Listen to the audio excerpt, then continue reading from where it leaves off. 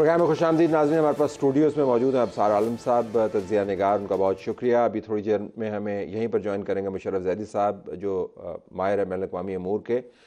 ان کا ہم پیشگی شکریہ ادا کر دیتے ہیں اگر وہ ہمیں جوائن کرتے ہیں. ہمیں امریکہ سے جوائن کریں ڈاکٹر عادل نجم، ان کا بھی بہت شکریہ. اور مشرق وسطیٰ کے ماہر کامران بخاری بھی ہمیں جوائن کر رہے ہیں، ان دونوں کا بہت شکریہ.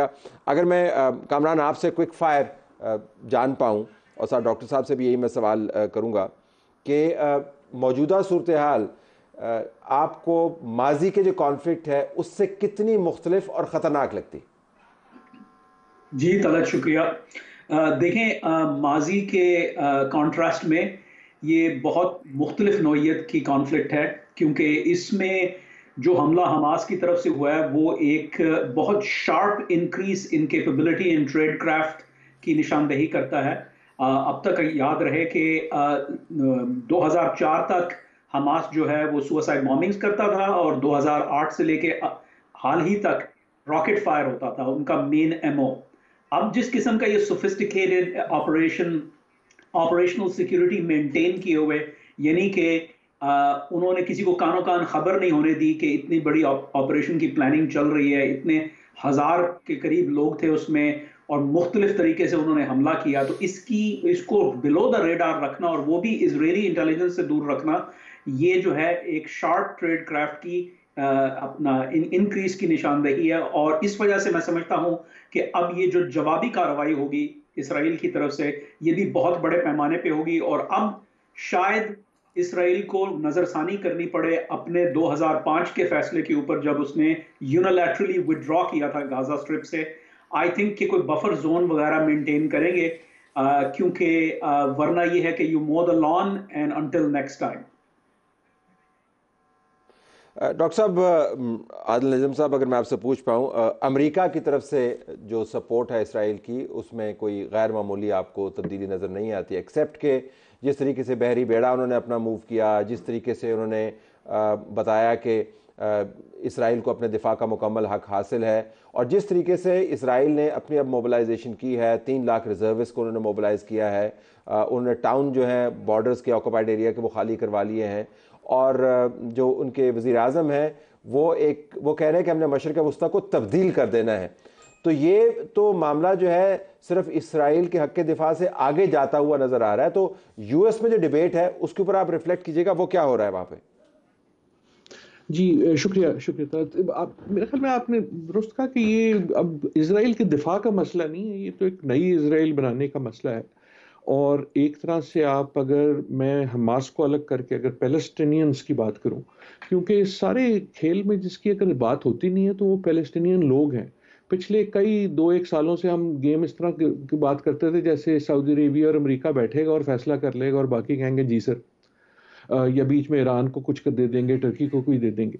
اور یہ جو ہوا پچھلے 2 دن میں، اس میں سرپرائز تو کوئی نہیں ہے. صرف سرپرائز اگر ہے تو یہ کہ کب ہوا، اور سرپرائز یہ ہے کہ کیسے ہوا، کتنا جو ابھی پہلے بھی بات کر رہے تھے بالکل درست کہ حماس کی جو ٹیکٹیکل یا جو ابیلٹیز ہیں اور جس قسم کا ٹارگٹ تھا اس میں ایک ایسکلیشن نظر آئی. لیکن یہ ایسا نہیں ہے کہ پرسوں کوئی نئی جنگ شروع ہوئی. جنگ تو 70 سال پہلے کی ہے نا. اس جنگ میں جو ایک اور جو ہے ایسکلیشن ہوگی، اور اس لحاظ سے امریکہ میں میرے خیال میں ایک طرح سے ہے فرق. آپ نے جس قسم کی سٹیٹمنٹس دیکھیں نہ صرف امریکہ سے لیکن دوسری یورپی طاقتوں سے بھی، ایک طرح سے وہ یوکرین کی جنگ کے زیر سایہ وہ کہیں زیادہ ایکسپلسٹ ہیں of a what seems to be a new vision in Israel کہ یار اب اس کو ختم کرو اور قوت سے ختم کرو.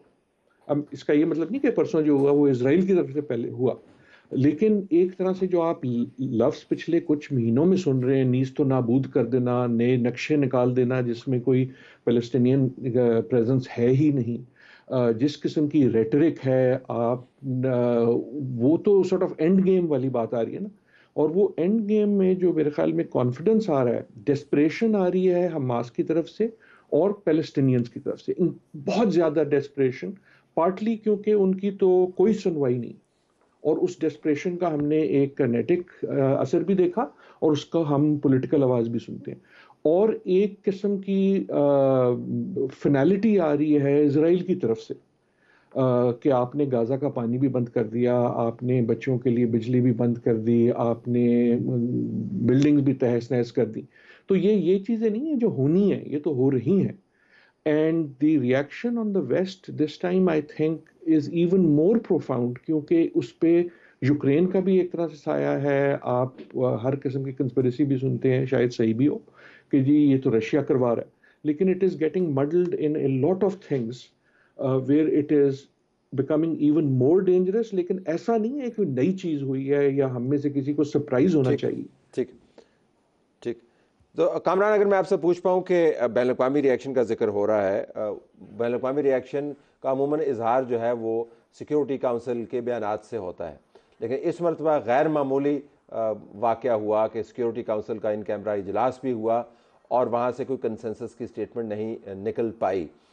کنڈمنیشن کی توقع کر رہے تھے اسرائیل والے اور کہہ رہے تھے جی کہ آپ اسرائیل کو مکمل سپورٹ کریں، ان کی توقعات تو زیادہ ہیں. تو ابھی یہ جو بین الاقوامی موڈ ہے جو بہت ہی پرو اسرائیل ہے، ظاہر حماس نے جو انکرجن کی وہ اس سے پہلے نہیں ہوئی، لیکن یہ کتنا سگنیفیکنٹ ہے کہ جو اس کا لیگل فریم ورک ہے، بین الاقوامی لیگل فریم ورک جو ہے جو سیکیورٹی کاؤنسل کی انڈورسمنٹ سے آ سکتا ہے، وہ ابھی تک پینڈنگ ہے؟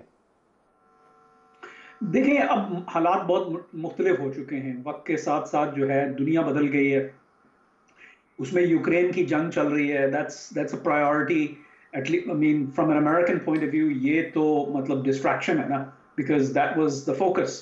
پھر چائنا کے ساتھ جو کمپٹیشن چل رہی ہے that's also high on the priority list. اور دیگر ایشوز ہیں جو کہ مطلب I mean the Middle East has always been like this, as you know Adil was saying کہ یہ تو چلا آ رہا ہے نا.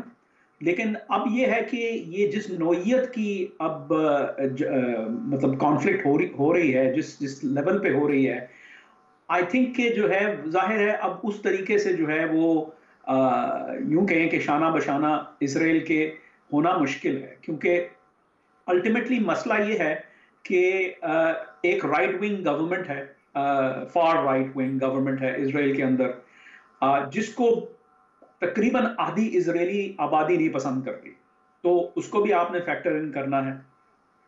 پھر یہ ہے کہ سعودی عرب نے بھی چھلانگ مار دی تھی اس کے اندر کہ جی ہم اسرائیل کے ساتھ جو ہے وہ ابراہیم اکورڈز کو نیکسٹ لیول پہ لے کے جائیں گے، نارملائز کریں گے. تو دے ہیو اے سے ان اٹ ایز ویل. اور ایم بی ایس نے بیسیکلی جو ہے کھل کر جو ہے بات کہی تھی کہ دیکھیں ہمیں کنسیشنز چاہیے پیلسٹینینز کے لیے.